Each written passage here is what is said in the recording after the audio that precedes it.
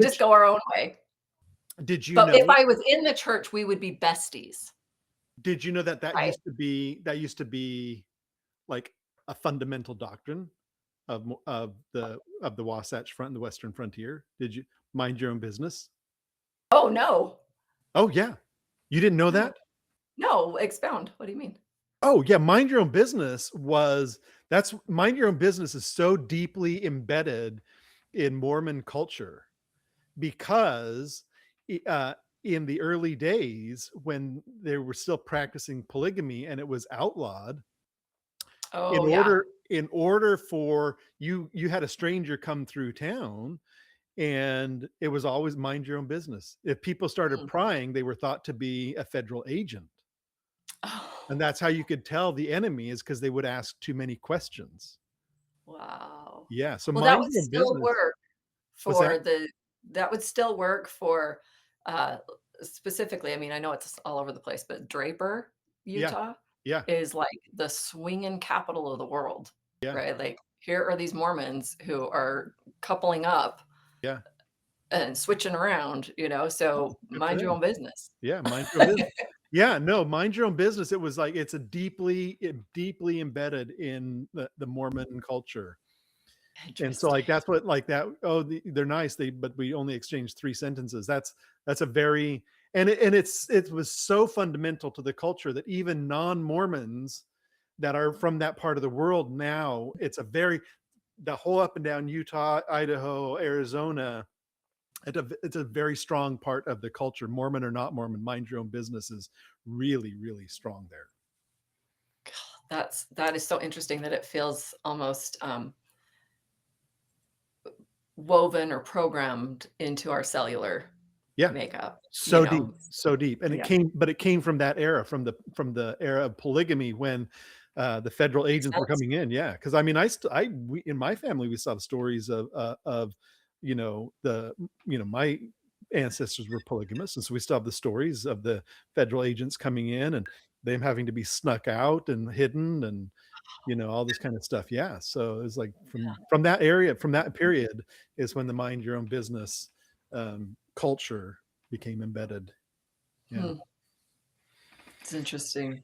Just having been a Utah Mormon my whole life, so being on the inside and being in that place of, passive aggressive, so there was this sense of judgment of everybody else and, Mm. but not something you talk about. You Hmm. just judge from the Mhm. outside. You Mhm. just like, "What are they doing over in that house down the street?" "We're gonna take them their Christmas cookies so that we look nice, Mm. but we're not actually gonna talk about anything unless we're Mm. assigned visiting teachers," Mhm.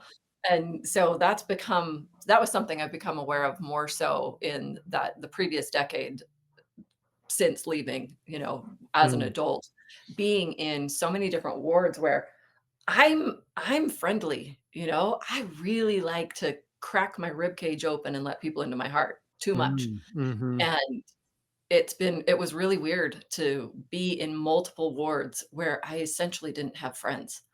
And it was just like, where is everybody? I don't know Mm. what's going on. And I get it, we're all busy and we're definitely trying to survive Mm. modern life.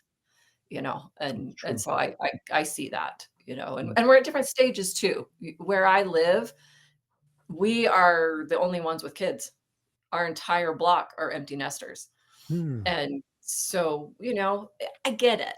It makes sense. Mm. There's a disconnect there, but when we first moved in and we were not going to church, we took our little red wagon door to door and brought gifts and, got to know people. We did that step. Mm.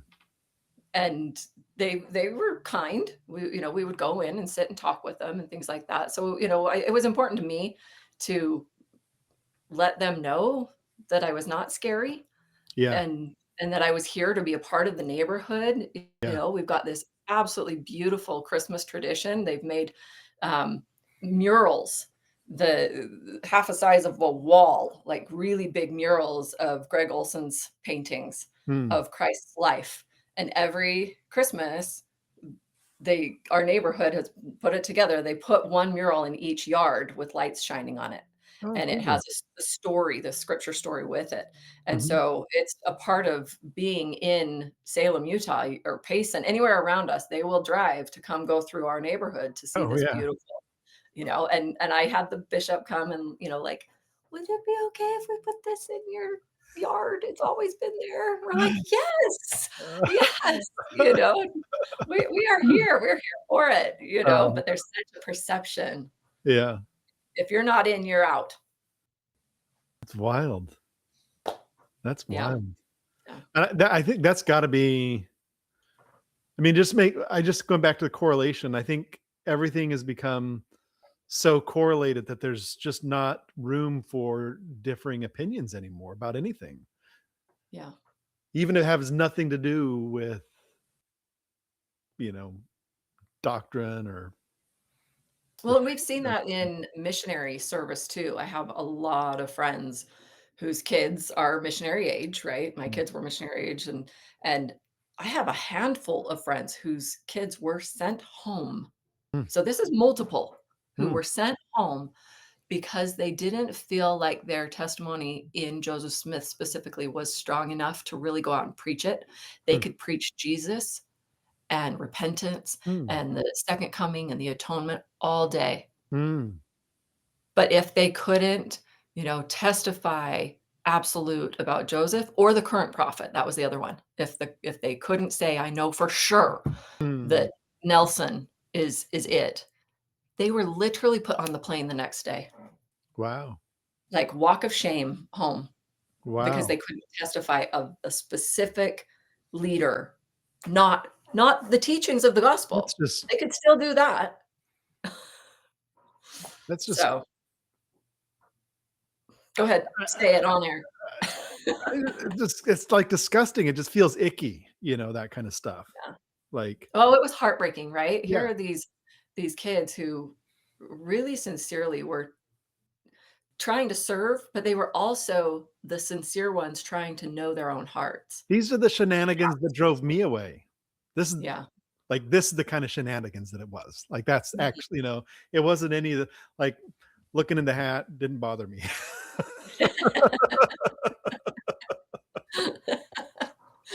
Did the money bother you?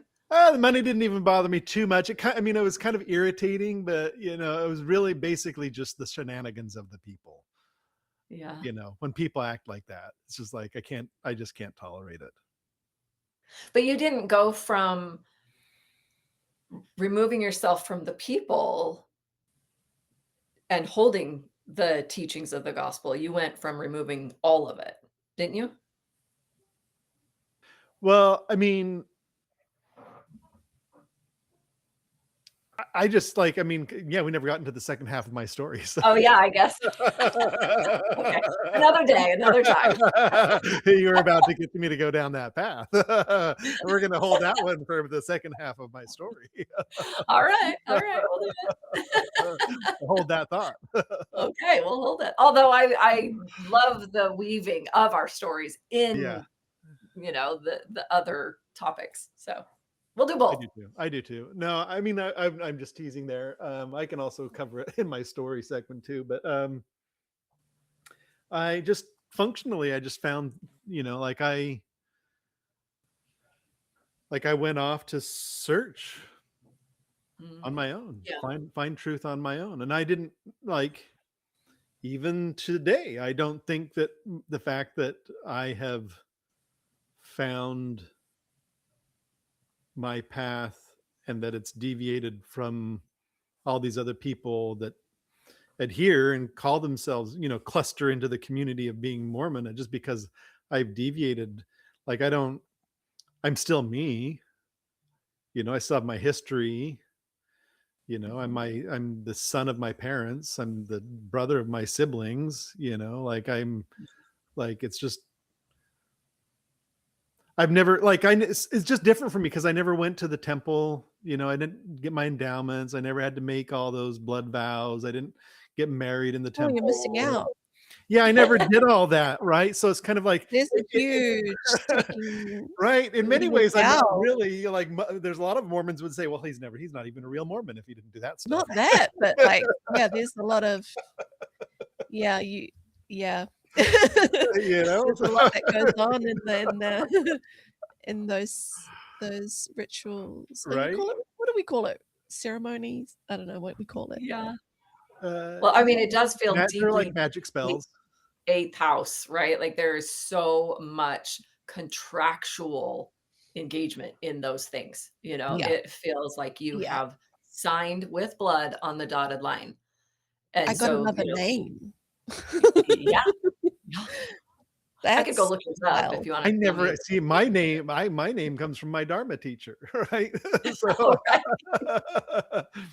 you know, and Yeah. I can actually say it.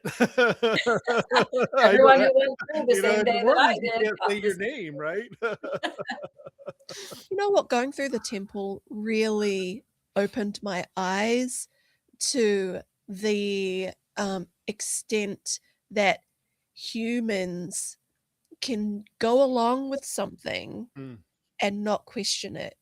mm, Maybe in their heart they are questioning it. mm, Because when I first took out my endowments, it was on the day that I was getting sealed to my Mm, husband, my then husband, for time and all eternity.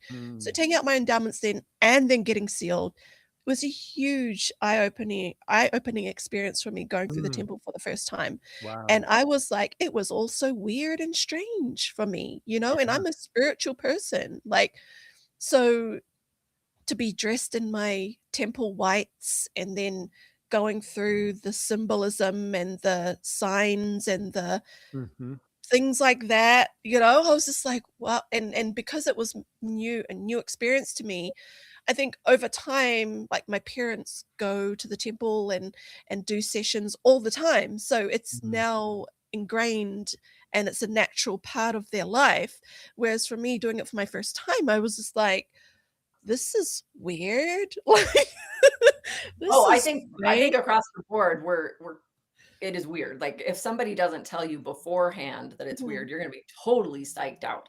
But I think a lot of times Yeah. there is that, the temple prep classes and hopefully Mhm. parents going, it is gonna Even be with a the little temple different. prep classes that I took beforehand was still didn't prepare me for the actual experience because I'm sitting here with women on this side and the men It on that side, and I'm looking over I like, took the temple Right. prep "Oh, classes and I'm like, "There's nothing in them."